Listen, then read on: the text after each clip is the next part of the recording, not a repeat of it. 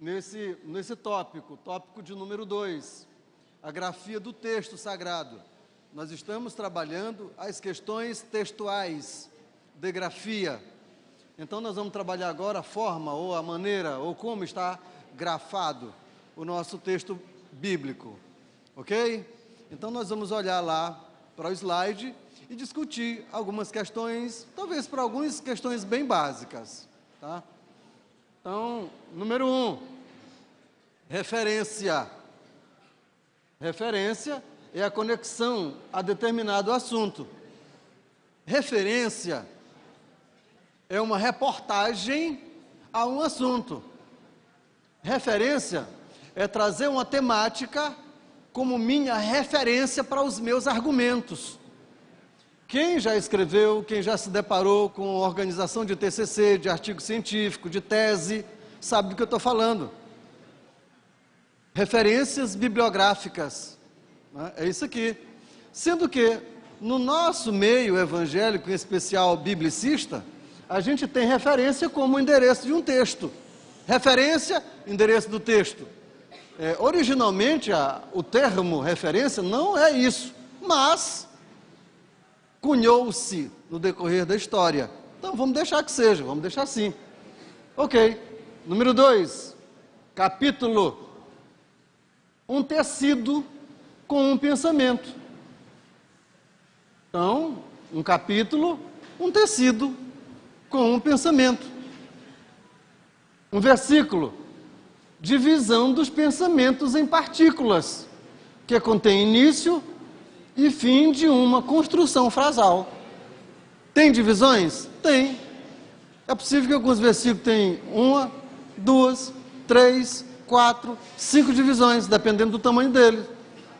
Tem parece que o maior da Bíblia tem cerca de 6 divisões. Então, tem versículos grandes, tem versículo que tem apenas uma frase, então não tem divisão. Ok? Agora eu tenho mais eu acho que está no slide seguinte.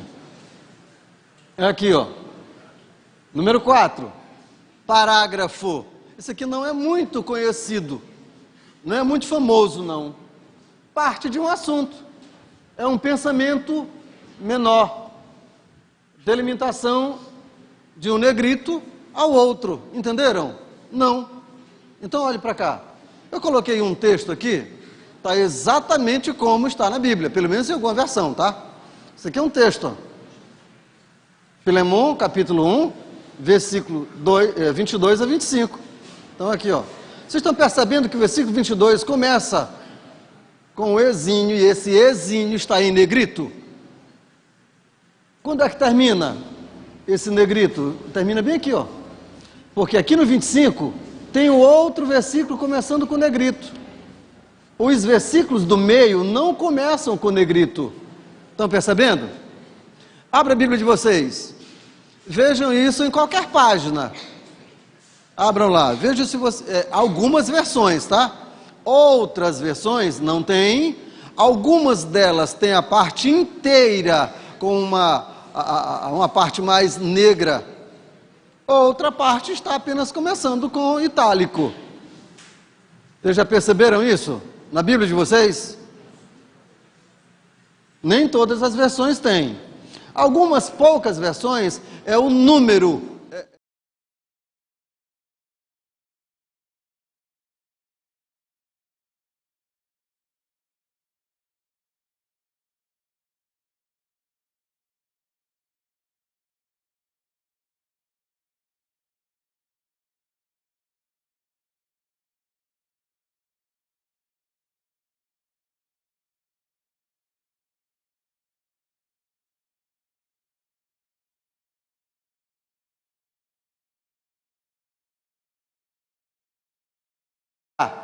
É a parte A, aqui a parte B, aqui a parte C, e aqui SS. Significa versículos seguintes. Então aqui eu coloquei um exemplo, aqui que nós não vamos ler. 2 de Coríntios, capítulo 1, versículo 20, PA. Versículo 20, parte A, do versículo. Se eu quisesse fazer uma pregação apenas utilizando a parte A do versículo, ou quisesse fazer uma referência apenas da parte A do versículo, essa é a maneira de fazer uma referência. QV, que veja, CF, confira, aqui as versões, né? A corrigida e a atualizada. Isso aqui não tem segredo. Seguindo.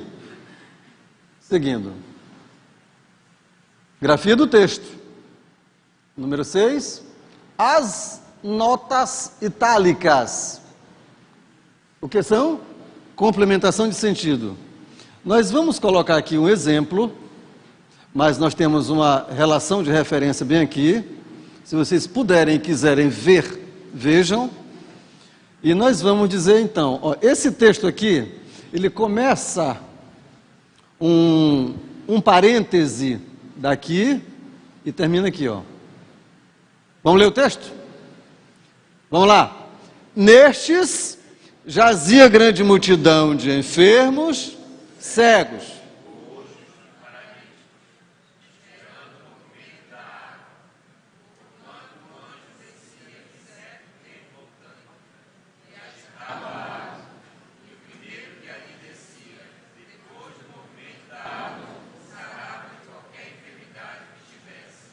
Ok.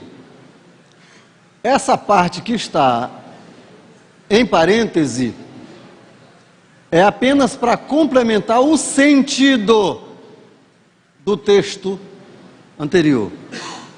Esse espaço que está entre parênteses não faz parte da Bíblia original.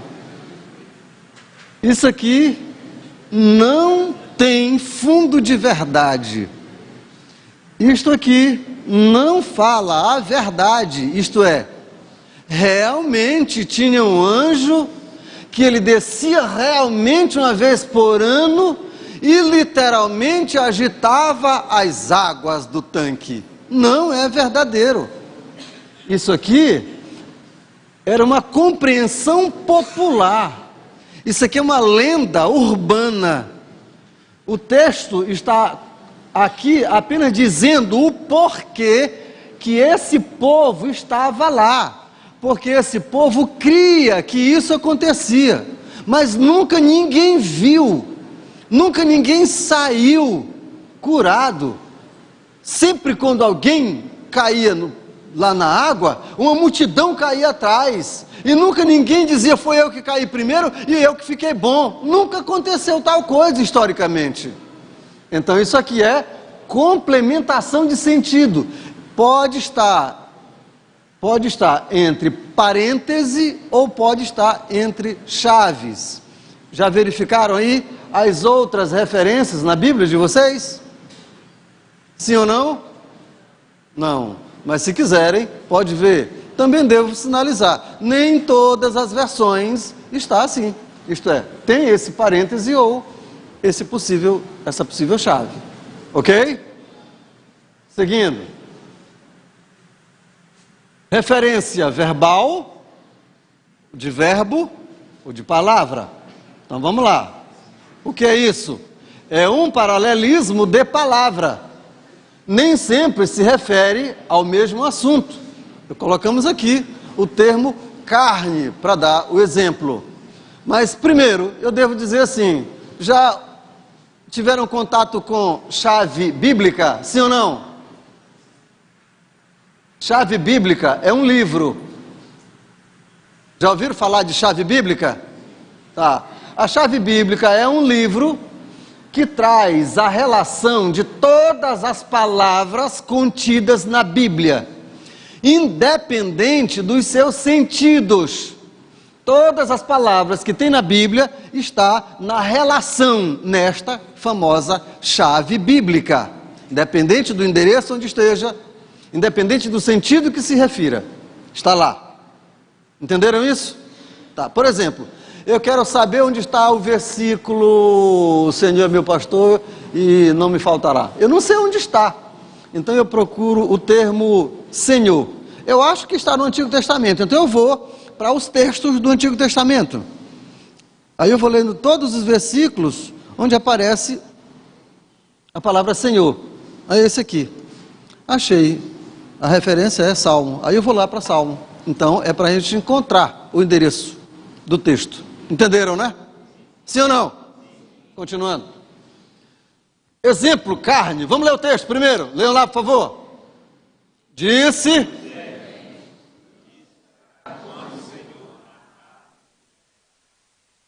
Ok, segura. Sentido do termo carne para comer, qual é? Literal. Segundo texto. E vos darei um coração de... É o mesmo termo, mas qual é o sentido? Disposição dócil da alma, do coração. Flexível. Aquele coração em que Deus fala e há uma resposta. Texto 3. Andamos outrora segundo as inclinações da carne. O termo é o mesmo, mas qual é o sentido? Índole pecaminosa, inclinação da carne, tendência para pecar, volúpia no pecado, querer pecar e não tem nenhum desejo de voltar atrás de pedir perdão. Quer pecar. O nome disso é carne. Sai daí, carne.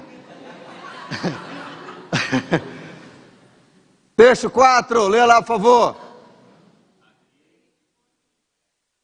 O termo é o mesmo, mas qual é o sentido aqui? Manifesto na carne, forma humana, gente, pessoa igual a nós. Então, exemplo, o termo carne aparece muitas vezes na Bíblia e nem sempre tem o mesmo sentido. Vai depender do quê? Vai depender da construção frasal, vai depender do contexto onde esteja inserido. Amém, amados? Então, quando nós vamos lá na chave bíblica e vamos buscar, o termo nem sempre se refere ao mesmo sentido. Estudante, cuidado com isso. Isso pode ser uma cilada, né? Vamos lá. Não sei se vocês entenderam o que eu quis dizer com cilada. Mas é assim, na construção de um estudo bíblico, por exemplo, só porque tem uma palavra ali e o assunto, e mexe no assunto que eu quero falar, eu vou trazer para cá porque vai me ajudar. Pode ser que sim, pode ser que não. Então vamos lá. Referência de ideia é um paralelismo de ideia e tratam sempre do mesmo assunto. Vamos ler texto 1.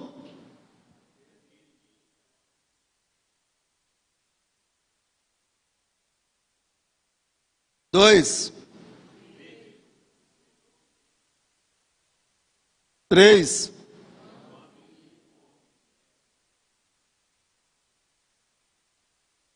4,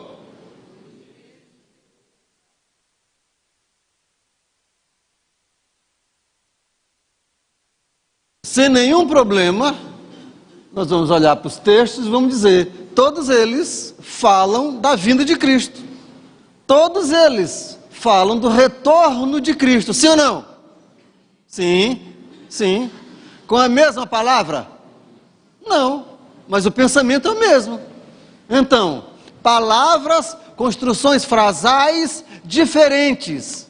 Palavras diferentes, verbos diferentes, mas o sentido é o mesmo.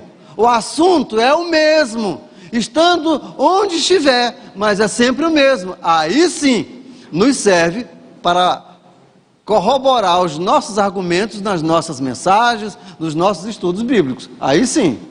Amém, amados? Seguindo. Idiomatismo. É lógico que idiomatismo são expressões, formas de línguas ou de determinadas línguas, e todas as línguas têm os seus idiomatismos. Mas aqui nós vamos trabalhar com hebraísmo e trazer apenas alguns exemplos. Apenas alguns exemplos, tá? Então, vamos lá. São expressões idiomáticas encontradas nas escrituras que registram forma de expressar do idioma hebreu. Cada língua tem lá as suas particularidades, tem as suas maneiras de comunicar. E nem sempre a outra língua entende. Escute a conversa. Escute a conversa. Se eu disser assim, eu comecei uma empresa, com 1, 2, 3 anos, a empresa estava indo de vento em popa. Entenderam? Vento em popa, entenderam? Sim! Mas depois do 5º ano, devido a algumas aplicações que eu fiz, eu dei com os burros náguas. Vocês entenderam? Burros náguas? Expressões idiomáticas. Nós entendemos. É nossa linguagem. É nossa maneira de comunicar, de dizer que eu quebrei a cara. Mas quando você vai para outra língua e diz as mesmas coisas, o que é isso? Que deu com burro na água? Que vento em popa é essa aí? Então, assim, expressões idiomáticas. Então, vamos lá, agora para alguns exemplos. Havendo Belsazar provado o vinho, mandou trazer os utensílios de ouro e de prata, que Nabucodonosor, seu pai, tinha tirado do templo que estava em Jerusalém. Segundo o texto, Belsazar é filho de quem? Nabucodonosor, sim ou não? Agora responda aí, e era? Não, não era.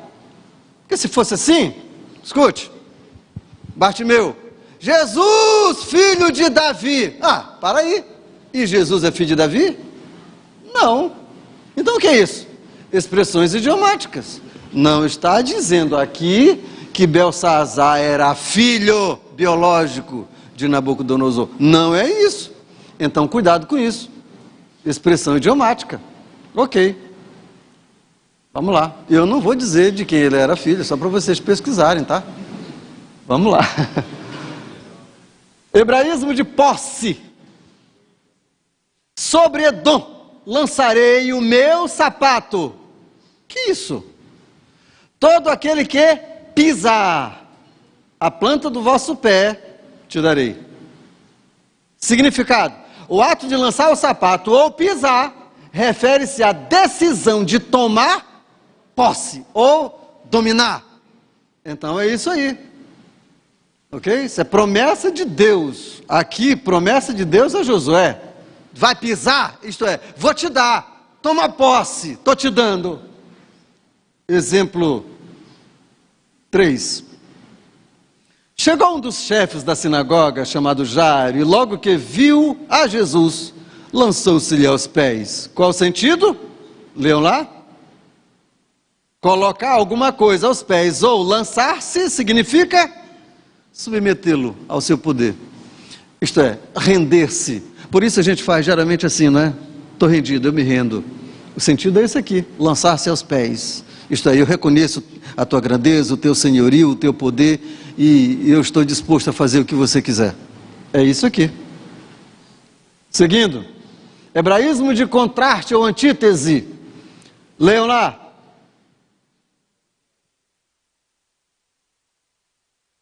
O que é isso? Amei um e aborreci outro. O que é isso? Leiam. Leiam mais aqui, ó. Se alguém vier a mim e não aborrecer pai e mãe, e ainda também a própria vida, não pode. Então eu tenho que decidir. O que é isso? Ou você aborrece um e agrada o outro? O que é isso? Eu prefiro um ao outro. O sentido é esse. Eu vou preferir um ao outro. É para decidir? Então eu vou decidir. Eu vou preferir este àquele. É esse que é o sentido. Paulo dá uma das razões para o divórcio. E a razão que ele dá é essa aqui, ó. Se porventura a esposa aceitou Jesus e o esposo disse: você vai ter que decidir, ou esse teu Jesus ou a mim. E ela vai ter que decidir. O conselho de Paulo é que ele decida por Jesus e que cause então o divórcio. Entenderam isso? Você vai ter que decidir. E é aqui que Jesus então está dizendo: ei, você vai ter que decidir. Ou teu pai, ou a tua mulher, ou eu.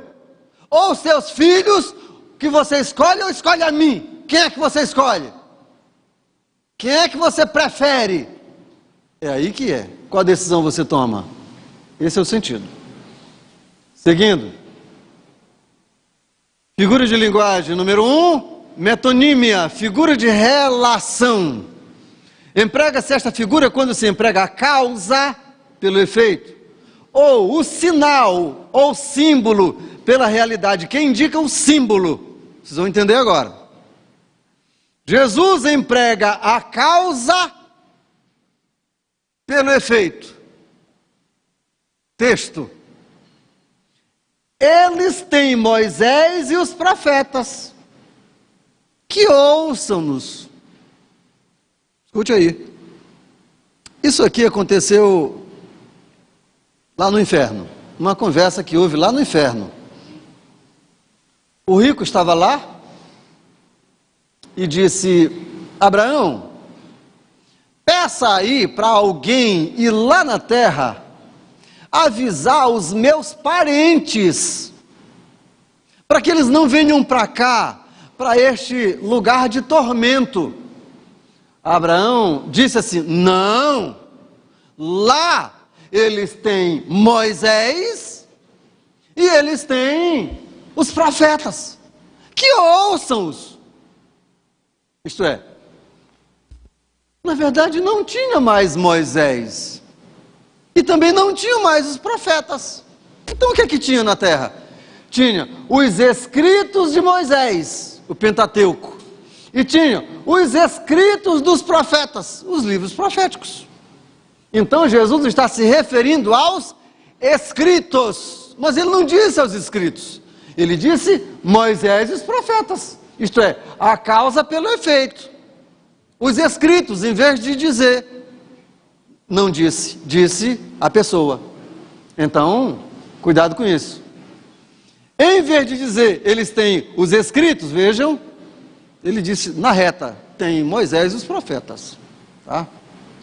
Seguindo. Prosopopeia, figura de índole pessoal. Esta figura é usada quando se personificam as coisas inanimadas, atribuindo-se-lhes os efeitos e ações das pessoas. Exemplo 1. Os montes e os outeiros romperão em cântico diante de vós, e todas as árvores do campo baterão palmas. Literalmente, isso aqui é possível? Não. Mas aqui existe uma personificação, a árvore e a montes e outeiros, sim ou não? É possível então que haja um sentido? É possível. E o sentido não é literal. Ah, tá. Quando a Bíblia trabalha a questão de árvores, ela está trabalhando a questão de pessoas. Vocês lembram, João Batista? Que o machado está à raiz das árvores. Pessoas. Então, árvores, pessoas. Montes, outeiros, cidades, lugarejos. Árvores altas ou grandes, líderes. Árvores pequenas, povo. Então, há um sentido que não é literal. Exemplo 2. Encontraram-se a graça e a verdade, a justiça e a paz se beijaram. É possível? Não é possível. Não é possível. Então está havendo aqui uma personificação, trazendo à realidade um sentido que basicamente é improvável, literalmente.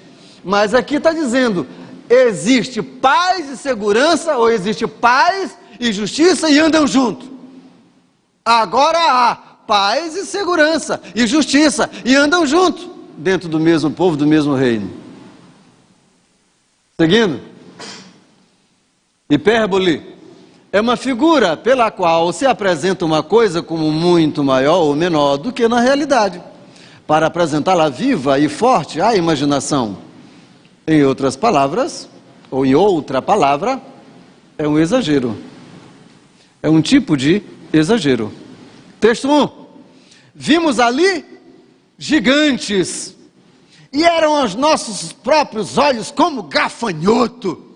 Jesus! As cidades eram grandes e fortificadas até os céus. Que tamanho de cidade então eram essas, não? Que coisas, não?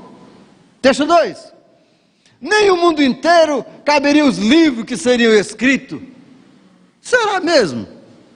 3. Rios de águas correm dos meus olhos, porque guardam a tua lei. Isso é exagero, tudo isso aqui é exagero. É uma forma de expressão profunda, que revela grandiosidade. Na verdade, não é para ser entendido com a literalidade. Não, isso aqui são expressões. Seguindo. Antropomorfismo. Você sabe o que é antropomorfismo, não sabe? Sim ou não? Atribui-se qualidades físicas ou emoções, ou melhor, ou ações humanas a Deus. Antropo, de homem, fismo, de física humana. Trabalhar Deus como o nosso físico. Olhar para Deus como se Ele tivesse os nossos caracteres físicos. Então vamos olhar. Vamos olhar. Quando contemplo os teus céus, obras dos teus dedos. E Deus tem dedo, e Deus tem olhos, e pernas, e braços, e cabeça, tudo igual a nós. É assim que Deus é? Pode ser. Pode ser.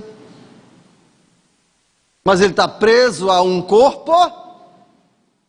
Ele está preso a uma forma? Vejam lá. O Espírito Santo desceu em forma de pomba no batismo de Jesus. Em forma de? E qual é a forma dele? Não sei.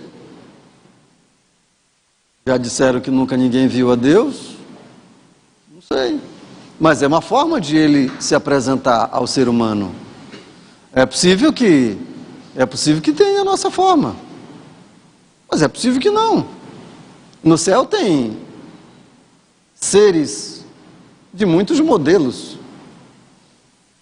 A gente já viu aqui que tem, Apocalipse revela isso, né? Jeremias também, que tem seres com cara de leão, outro com cara de vaca, e o outro com cara de águia. E aí? Tem um ser que tem olhos por dentro e por fora. Olhos no plural, por dentro e por fora. Então, existem seres que não estamos acostumados com essa caricatura, né? Antropopatismo atribui emoções humanas a Deus. Por exemplo, não entristeçais o Espírito Santo. E ele é capaz de entristecer. Eles têm raiva, têm ira, têm reações sentimentais como o ser humano. Forma de expressão que a Bíblia revela para nós é chamada de antropopatismo. Coisas emocionais.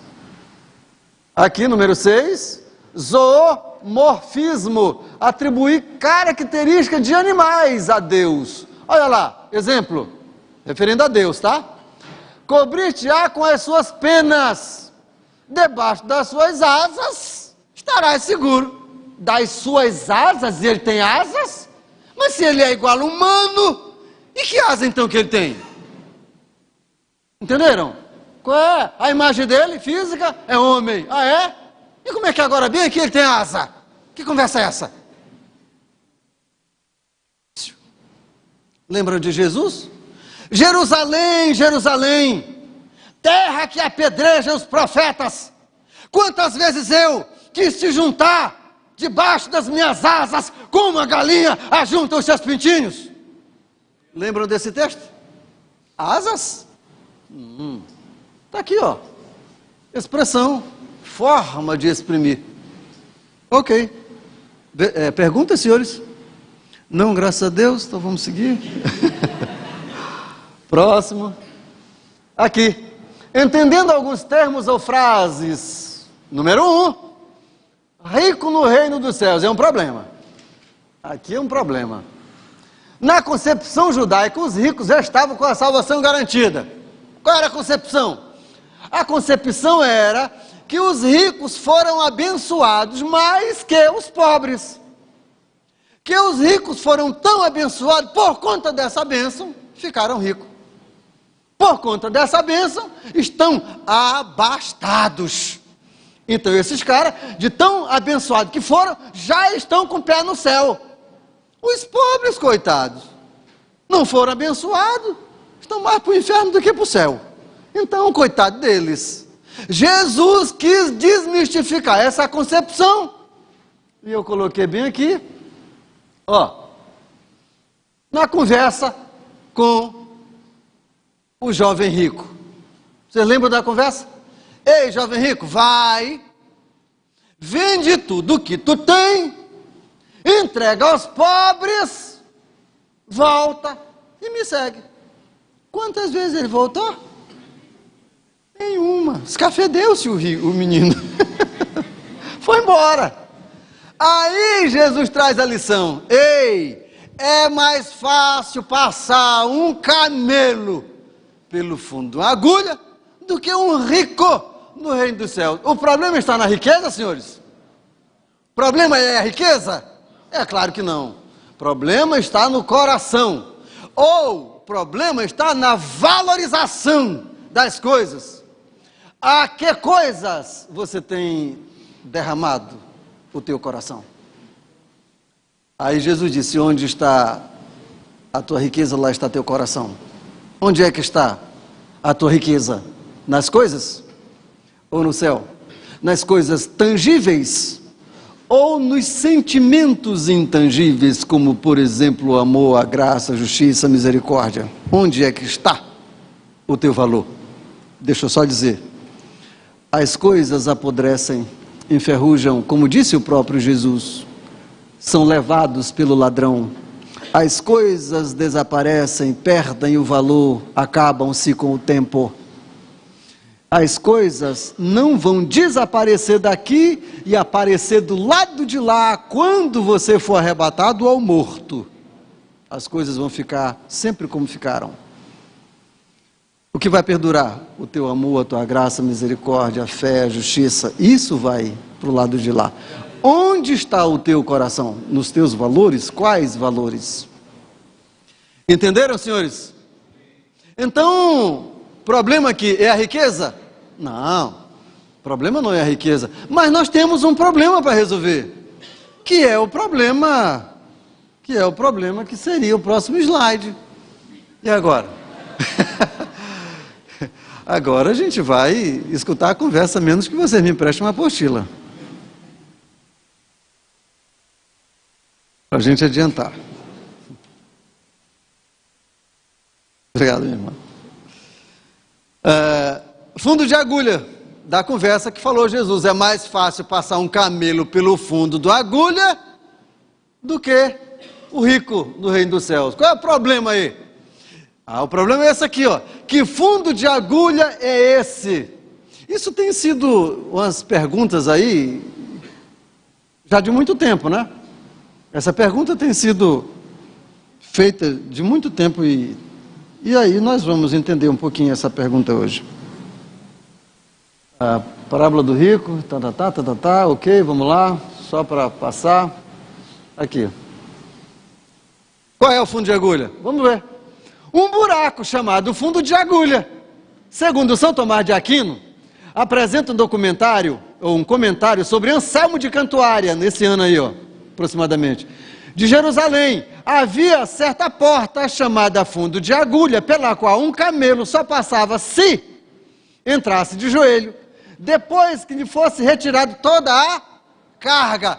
O rico entra com carga? Não, sem carga. Tenta a conversa. Como é que ele entra? De joelho. Pela porta principal? Larga, abertona? Não. Qual a porta? Estreita, a menor. Tem sofrimento? Tem. Tem angústia? Tem. Mas passa.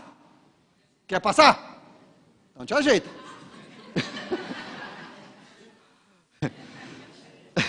É isso aqui, Então, Jerusalém tinha algumas portas. Uma principal, Porta das Ovelhas.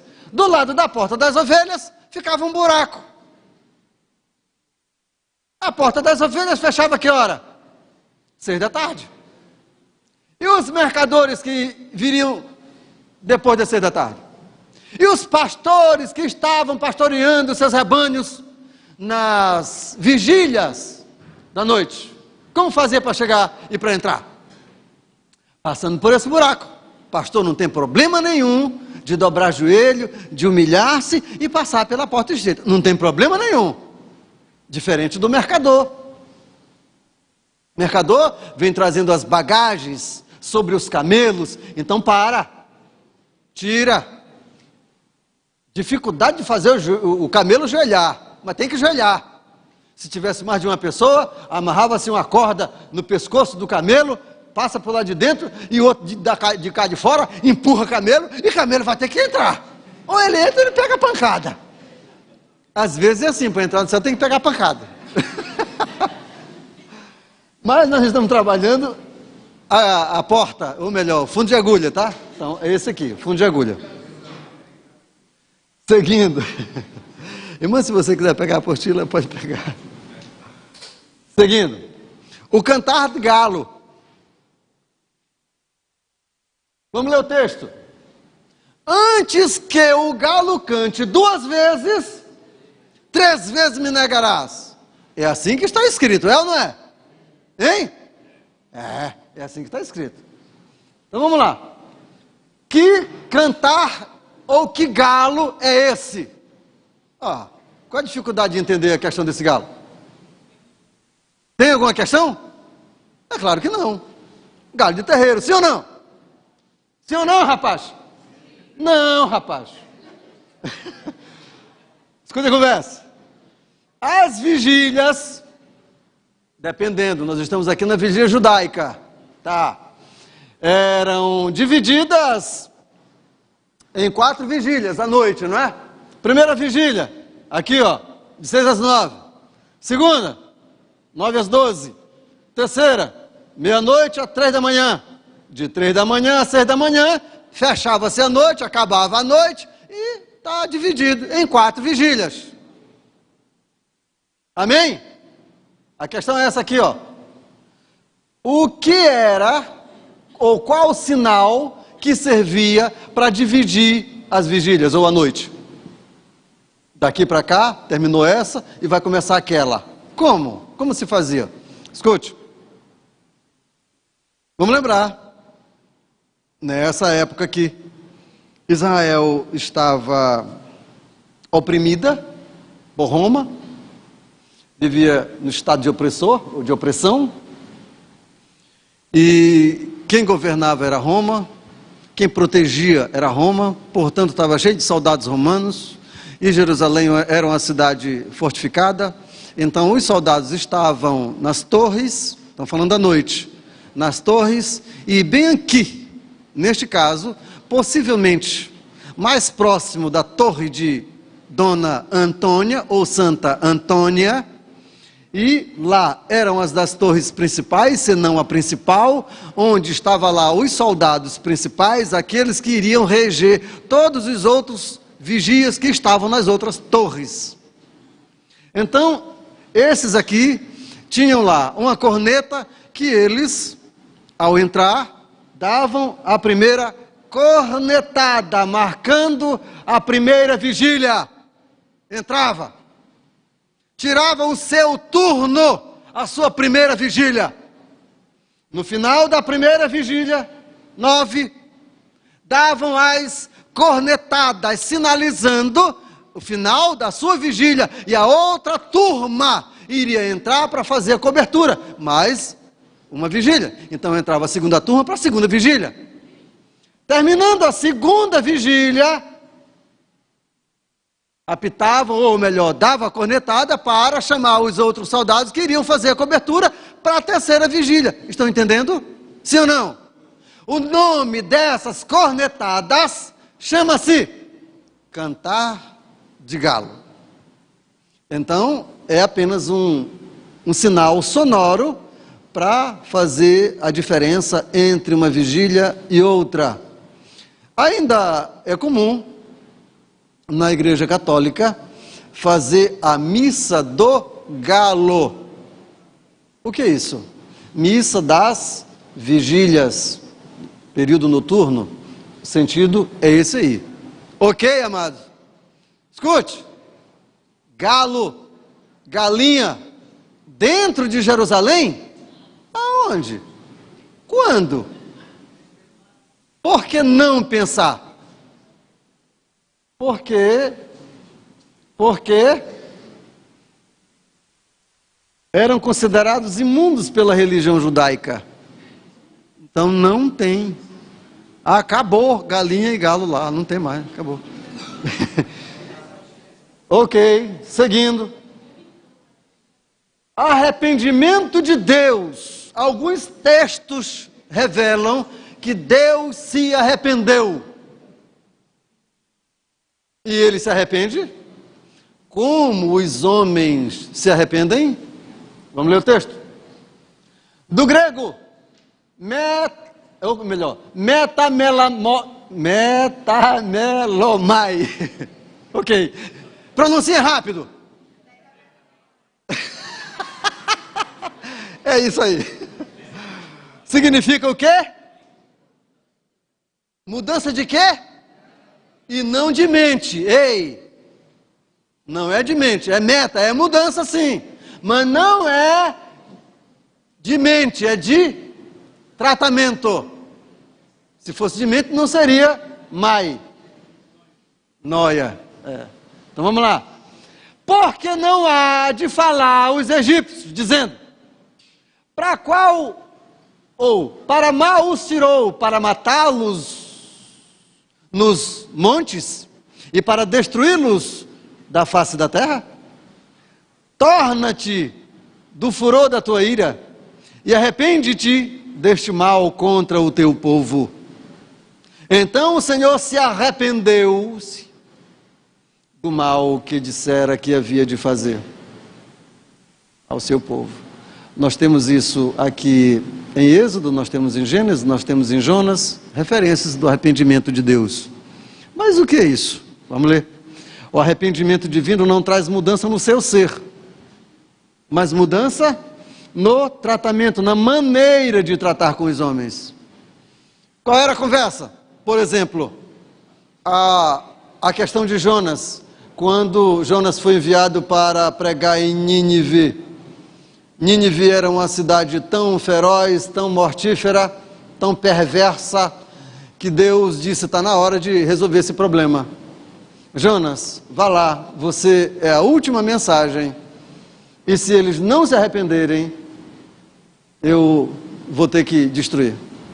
Então Jonas hesitou em ir, fugiu, acabou indo de peixe, né? Não foi de avião, foi de peixe. E aí, falou o que falou, e Deus se arrependeu do mal que dissera. Como se arrependeu? Mudou de atitude, mudou de tratamento, mudou a maneira de tratar. Havia um juízo determinado, mas como houve um arrependimento, uma mudança, uma metanoia agora, pela parte dos homens, então Deus também muda de tratamento para com esses homens. Ok? Mudança de tratamento. Que bom que Deus é assim. Já imaginou se não fosse? Nós estaríamos ferrados. Amém, amado? Então, é esse o sentido de arrependimento de Deus, tá? Seguindo, o termo selá, que aparece nos nossos salmos, né? Tem salmos na Bíblia que no final de todos os versículos, entre parênteses, aparece o termo selá. E o que é selá? Sei lá. Aqui, olha esse versículo. Toda a terra te adorará, e te cantará louvores, e cantará o teu nome. Selá. Muito bem. Então, pelo menos 2 sentidos. Primeiro sentido, uma orientação musical, uma orientação, no sentido de cantar ou tocar mais alto. Uma orientação musical que aparece na partitura, e quando aparece na partitura, o músico entende que é para aumentar o volume. Primeiro sentido é esse. Mas é o menos provável. O mais provável é esse aqui, ó. Um sinal musical que simboliza um breve intervalo de tempo. Vamos trazer aqui uma imagem. Quem é que está escrevendo aqui? Onde está o versículo? Onde está o termo? Em Salmo.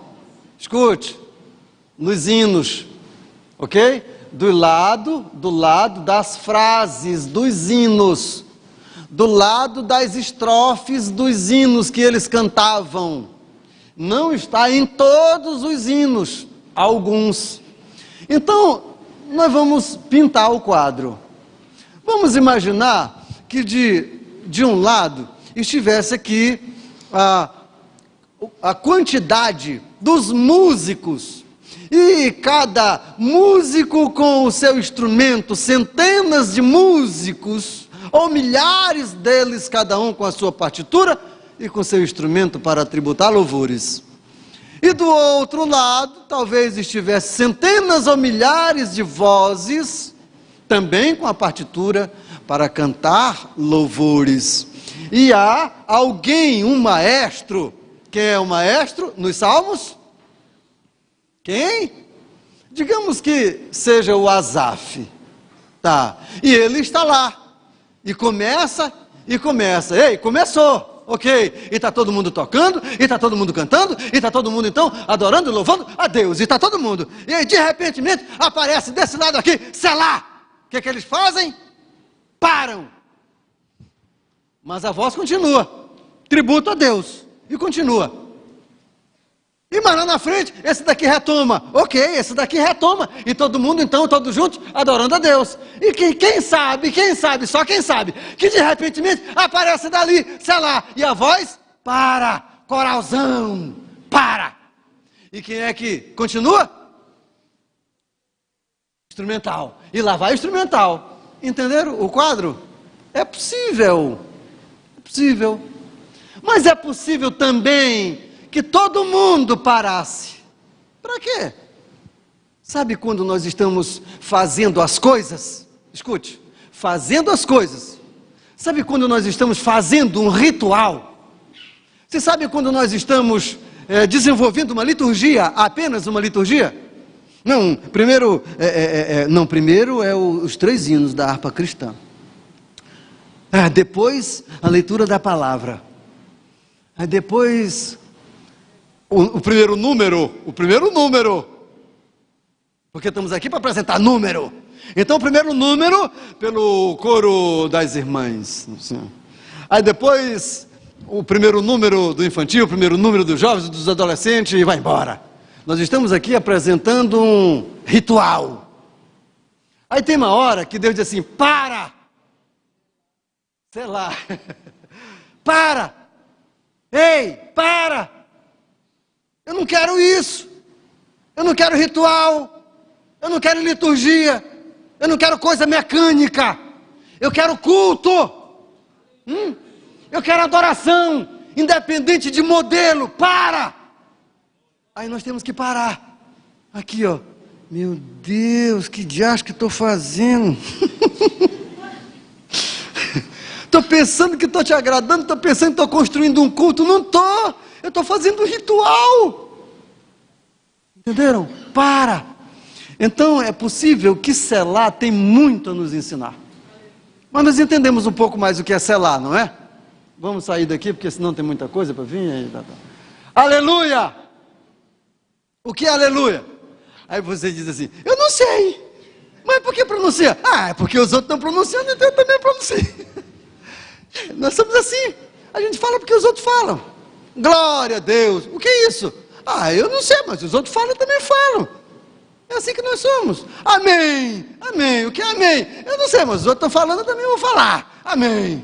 E amém para cá e amém para todo canto. Aleluia, palavra hebraica. Aleluia é composto do verbo halal, louvar, e do substantivo Javé, ou Jeová, significando louvor a Deus.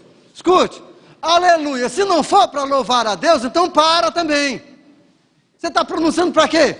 Eu não sei, os outros estão falando, eu vou falar. Isto é, não tem intenção, não tem objetivo, não tem ciência, não tem razão do que você está falando. Você nem sabe o que está falando. Então para. O que você está falando? Louvar a Deus com qualquer expressão corporal ou vocal. O nosso canto de louvor é um aleluia? É. Qualquer tributo físico que eu entregue a Deus com a intenção de tributar a Ele louvor, adoração, é um aleluia? É. Qualquer dança que se possa fazer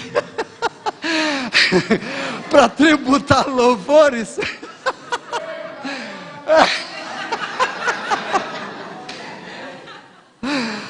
para tributar louvores é um aleluia?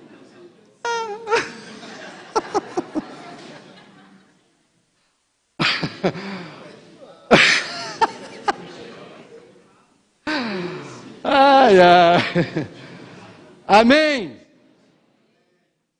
Do verbo hebraico, amém, que significa amparar, suportar, confiar, ser verdadeiro, o que permanece firme, verídico, seguro, eterno.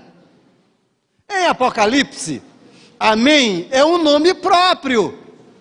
Cristo é o Deus do amém, que Ele é a autenticação e a segurança pessoal da verdade de Deus. Amém significa, é isso mesmo, eu concordo, eu confio, é válido, é verdadeiro, eu vou fazer, eu aprovo. Vocês já ouviram falar, claro que já, oferta alçada? Roubará, pois, o homem a Deus? Aí Deus responde. Os homens perguntam, como te roubamos? E Deus responde, nos dízimos e nas ofertas alçadas. De alguns tipos de oferta do Antigo Testamento foram trazidos para o Novo Testamento pelo menos 2 modelos. Número 1, voluntário. Você dá se quiser. Você dá quando quiser. Você dá se puder. Você não é obrigado. É segundo o desejo, segundo a vontade, segundo o teu coração. Ninguém está te pedindo valor, ninguém está te pedindo quantidade. Você dá para tributar louvores a Deus é a quantidade do teu coração. Número 1. Número 2. Oferta alçada. Qual é a oferta alçada? Algumas pessoas dizem assim, a oferta alçada é uma oferta a mais.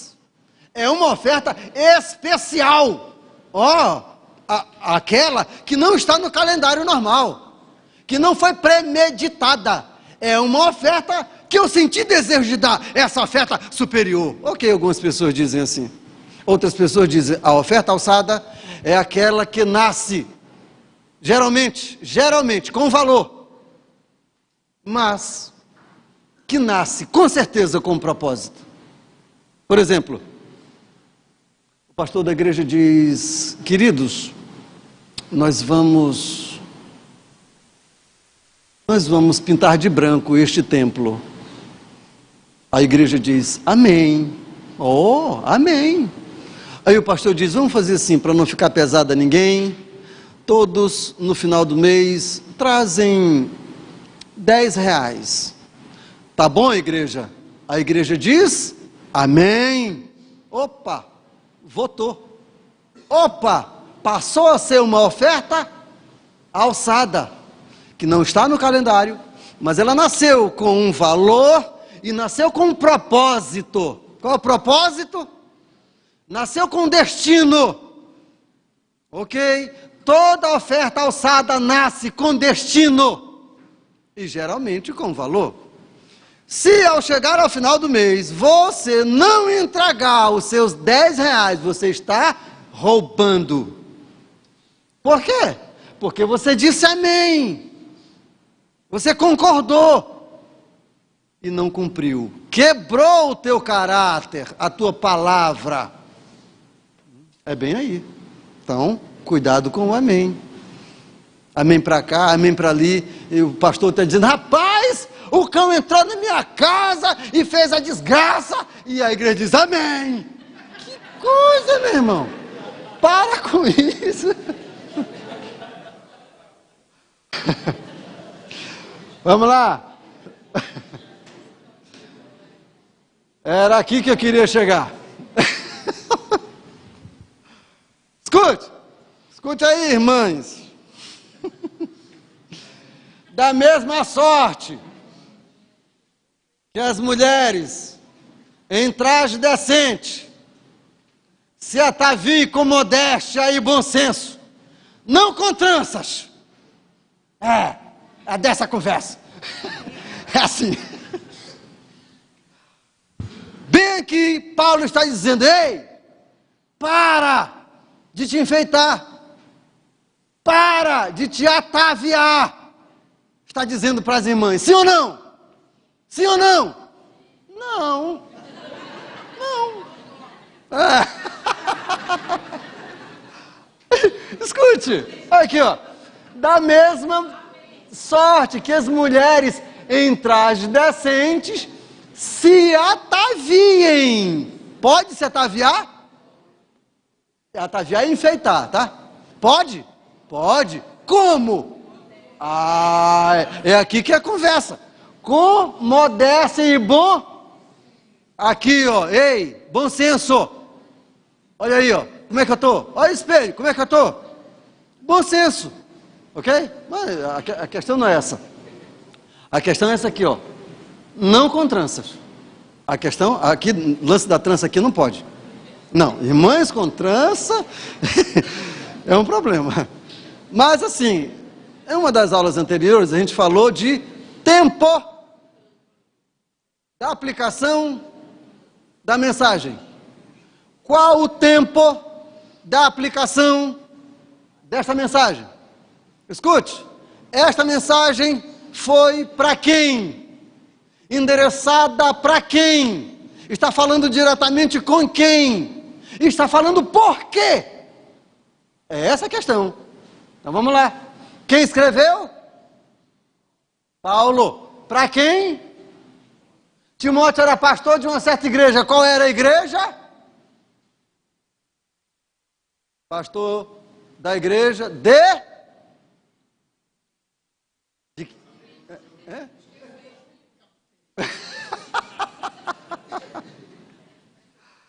Nessa igreja tinha um problema? Tinha. Cujo problema Paulo estava doutrinando. Sim. Qual era o problema? Culto a uma certa deusa. E qual era um dos modelos do culto dessa certa deusa? A trança do cabelo. As prostitutas em especial, as prostitutas templárias, elas passavam a goma no cabelo, faziam um tecido, um modelo no cabelo, né?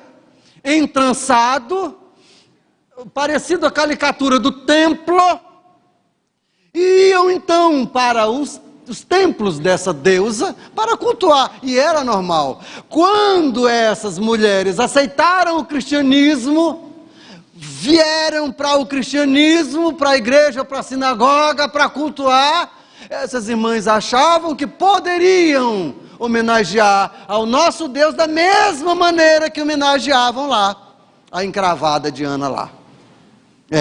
E bem aqui, Paulo soube disso. Alô?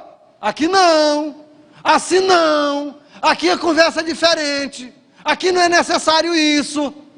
Aí a doutrina entra por conta desse problema, daquela igreja, daquele tempo.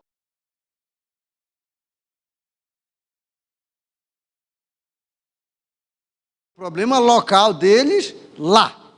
Amém, amado? É qualquer trança? Não. É uma mensagem para hoje? Não. Vamos embora. Já que não é para hoje, vamos embora. Seguindo, né?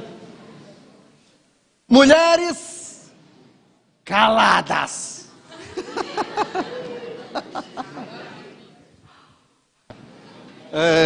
Com esse aqui a gente conclui, tá? Tem muito problema. Vamos ler o texto. Lê o texto. As vossas mulheres estejam caladas nas igrejas, porque não lhes é permitido falar, mas estejam sujeitas, como também ordena a lei. E, se querem aprender alguma coisa, interroguem em casa a seus próprios maridos, porque é vergonhoso que as mulheres falem na igreja. Quem escreveu? Paulo. Para quem ele escreveu? Para a igreja de Corinto.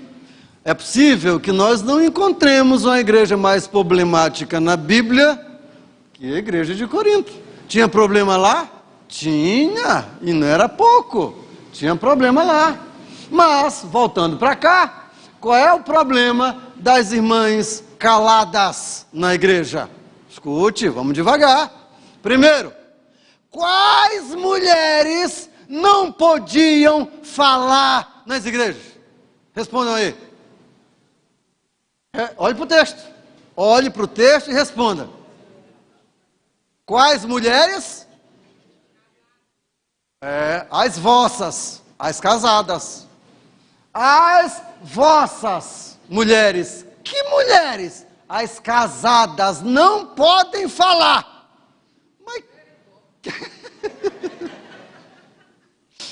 Mas que fala era essa? O próprio texto está dizendo que fala era essa. Olha bem aqui, ó. Querem saber alguma coisa? Interrogue em casa. Qual era a fala lá?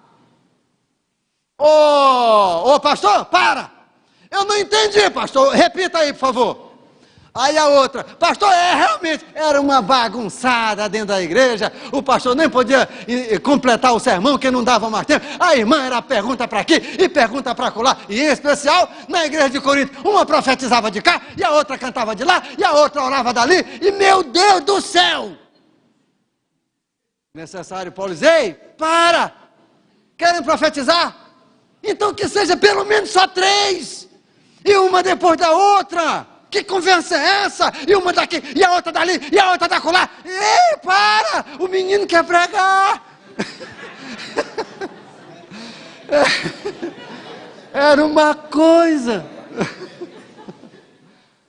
As vossas mulheres estejam caladas nas igrejas, porque não lhes é permitido falar.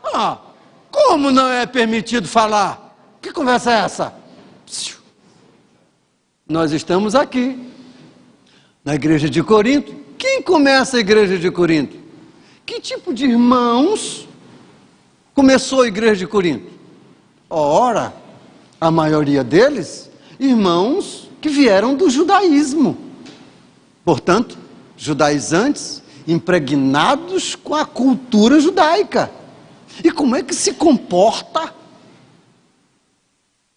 a esposa do judeu? Como é? E ela vai chegando, e vai saudando, e vai abraçando, e vai beijando, e vai tagarelando? É assim?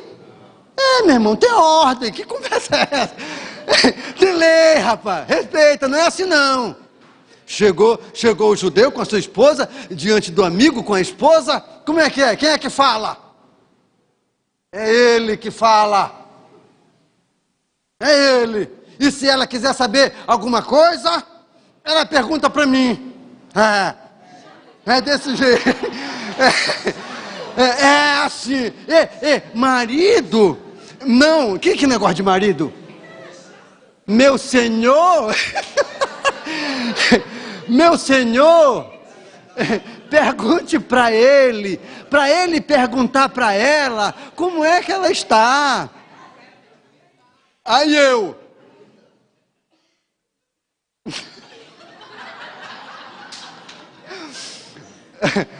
Meu amigo, a minha esposa perguntou para mim, pediu para eu perguntar para você perguntar para sua esposa, para saber como é que sua esposa está. Aí ele, a esposa dele perguntou para ele perguntar para mim, para saber. Entenderam? Era assim, tinha lei cultural, não era bagunçado. Então era assim, é como ordena a lei, princípios legais ou princípios de respeito no meio dos judeus. Então e lá na igreja não estava acontecendo assim. Então, e se alguém quiser aprender alguma coisa, aí sim, em casa, porque é ele quem tem o direito e a obrigação de repassar para a família o que ele aprende de Deus. Ele aprendeu, ele, o sacerdote, repassa para a esposa e repassa para os filhos. Era assim que acontecia lá. Interrogue em casa seus próprios maridos. Por quê? Olha aqui a questão. A questão é essa. É quebra de decoro público. É vergonhoso a mulher falar em público, ou pelo menos quando o esposo está presente, quebra o caráter dele, revela um desrespeito para com ele, né? A mulher que está do lado dele, conversar aqui, quebra ele no meio. Então, esse princípio que Paulo está dizendo para as irmãs, não quebrem o esposo de vocês, respeitem.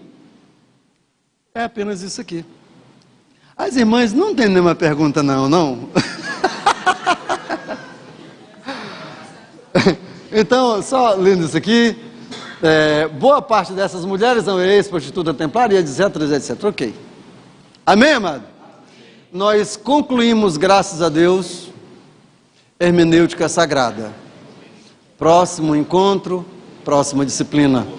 Queremos dizer aos irmãos que nós temos caderno número 3, nós temos ainda uma última disciplina, não é? Epístolas gerais no caderno de número 3, mas o caderno de número 4 já está semi-pronta para entregar aos senhores para a gente entrar na reta final. Então, pedido aos senhores que estão fazendo o curso, trabalhem os questionários, entreguem as avaliações para que a gente vá tendo tempo de fazer as correções e vá já construindo os históricos dos senhores. Vamos continuar de pé, firme e inabalável até o final. Amém? Pastor da igreja.